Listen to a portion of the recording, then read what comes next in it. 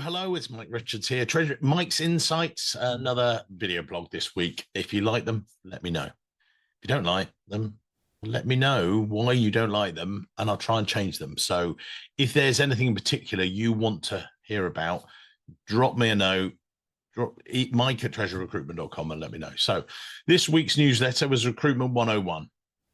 And it was about recruitment mistakes that we've seen from some of our clients, about how job descriptions, how they expected candidates to just come running when they put an advert, wherever they might put it up on LinkedIn or elsewhere.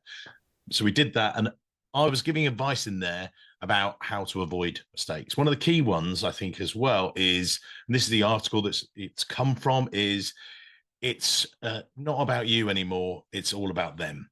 And what that is talking about is how you, as a treasurer, and if you like, if you're trying to attract staff, you need to put yourself in the shoes, in there, sit the other side of the desk. Why would they want to come and join you, if you like? Because I've recently met actually a client just the past few days about a treasury manager role. And one of the nice things, they actually asked me this weird question: Mike, what do you think? I said, what? I'm shocked. So no, what mistakes do you see other treasury teams doing to attract staff? What a great question. I explained to them that is exactly what I said. I said the biggest mistake is focusing too much on what you need and not enough on the candidate's perspective.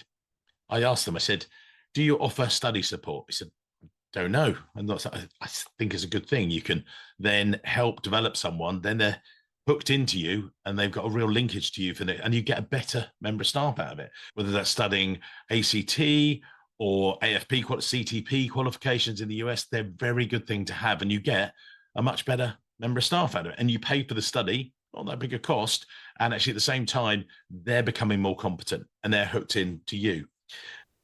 So focus on the candidates you want to recruit first and then look at your vacancy. So actually do it the other way around, if you like. Now, the other thing here, I'm just looking at some of my notes here. It's great when you sometimes say, look, we are a great company, and that's good, but so what? You're a great company, so what? You've got this great career, you've got this great history, and you've got all these different things you as a company have done. Okay, but why would someone come and want to work for you? How are you going to take someone's career today when they join you? And how are you going to help them develop as a person, as an individual, as a treasury professional? Where are they going to be in 3, 6, 9 months' time? That's up to you to think about that. And you think, hang on, we're just putting up, they should come. No, you need to think that. And if you've got that plan, when you're talking to your candidate, you're interviewing them, for instance, you can actually say, right, this is our career plan for you, that you'll come in and join us. And in 6 months, we'll have trained you up to this level. And in 12 months, we would expect you to there. In 2 years' time, I'd expect you to be taking my job, or it might be this. By you planning that, actually engages with the candidate and they want to work for you. And then you can pick and choose. Then you might have 2 or 3 people wanting the job. That's a great place to be in. Okay, so we rethought their job descriptions. That's good. Following that, great podcast this week with Tim Husnik from Medtronic. He is super. We love Tim. Great guy. Also award-winning team. Puts a lot of his team forward for various awards, again, to get recognition for all the different things that they're doing. We also talked about AI and automation. That's a bit of a thing that he and I both like, about how to use it effectively, not just because it looks pretty. A shiny new thing, AI. No, how can it actually help you as a treasurer and a treasury professional? He also talks about how they'd won awards through transforming their treasury along the way. Great conversation. Just follow it. Go to our treasurycareercorner.com. You'll find that one. And what's happening next? January salary survey. It's pay review time, people. We know. So, as I said in previous videos, we're running it in January and July. So if you want to take part, go to treasurysalary.com. You can take part there. I'm going to run the numbers in the next couple of weeks. Perfect time for your pay reviews and your career planning. So keep an eye out. Now, if you do want, also, this is one of the other things. This is the other teaser, if you like.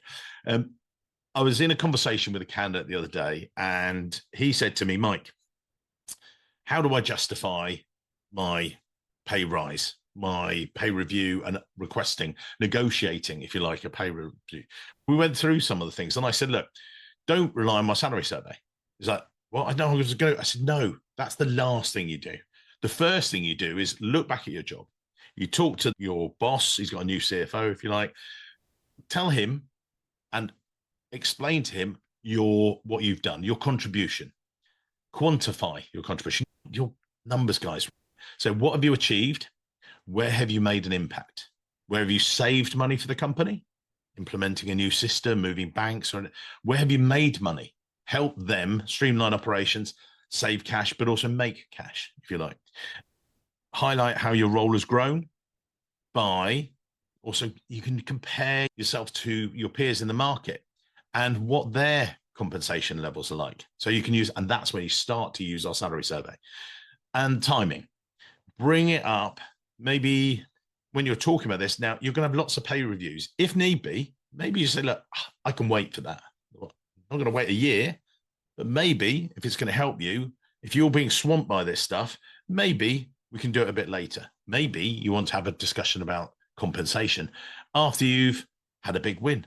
You've done a big raising of capital, or you've done a bond. And this is what I was talking to the chap about the other day. And then when finally they said, right, what brings you to say you want more money from me? I say, look, I'm below average, not performance wise, but actually salary wise. What leads you to believe this? Amongst 90 other treasury managers, I'm in the bottom quartile. Well, show me. Here you go. Here's Mike's salary survey. Here's the global treasury salary survey. It then gives you a strong case to ask for more.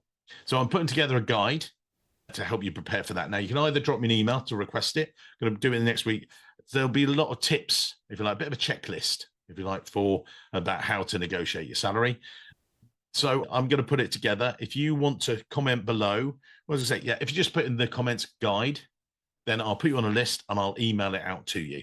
Or if you want to just drop me an email via LinkedIn or over that trusty thing, Outlook email, mike@treasuryrecruitment.com, just put in there guide, your details, and I'll email it back to you. So that's enough from me this week.